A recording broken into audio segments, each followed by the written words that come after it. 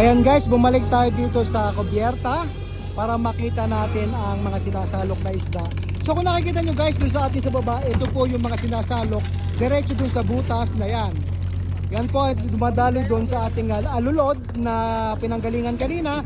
Kaya naman, kita nyo, pagka malakas ang bug, ang mabilis or malakas yung pagbubuhos ng isda, ay talagang sila'y nahihirapan dun sa taas dahil sa baba dahil nagkaklag doon sa ating alulod. So ayan, again sinusukat pa rin talaga yan guys, nang sa ganon ay malaman ang kanyang sukat at ang timbang guys. May corresponding sukat yung haba sa kanyang timbang. Kaya ganyan guys, at malaman kung ang ating mga hinuhuling isda ay nasa tamang size, at the same time malaman kung saan mga bodega inilalagay yan, at kung saan kung sakaling may order tayo, kung tayo ba ay merong may provide na ganong klaseng isda guys. So tuloy-tuloy tayo sa ating pagsasalok ngayon guys. Itinuloy ko na ang ating pagbablog dito nang sa ganon makita nyo na kami ay patuloy-tuloy dito sa aming pagsasalok. At sana mapuno na kasi as per estimate ng ating diver ay talagang baka sakaling mapuno tayo sa 45 tons na ating nahuli ngayon. So far nakailang salok na tayo at tuloy-tuloy tayo ngayon sa pagsasalok nang sa ganon mapuno na.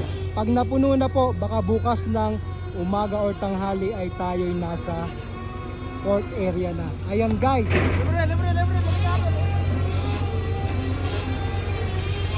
maraming laman talaga naman. Mapupuno talaga si Sunflower 8 guys.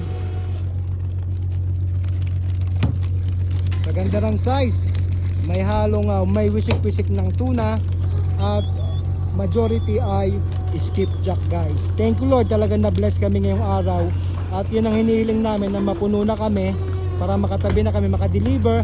At sa ganon, mas mahaba pa ang oras natin na makapamalakaya in a month time. Sa isang buwan kasi hinahabol namin guys na makabracket tayo or makuha yung quota ng isang barko. So far ay hindi pa tayo nakakakota for the month of August. Kaya naman pag napuno ito, so mas mahaba-haba pang time na tayo ay makapag-area bago matapos ang katapusan ng buwan ng August. So yan muna mga guys, at maraming salamat sa inyo sa inyong pag-antabay. Ito po ang kanyang Kasimang Isda. Shout out sa ating 608,000 followers sa ating Facebook page.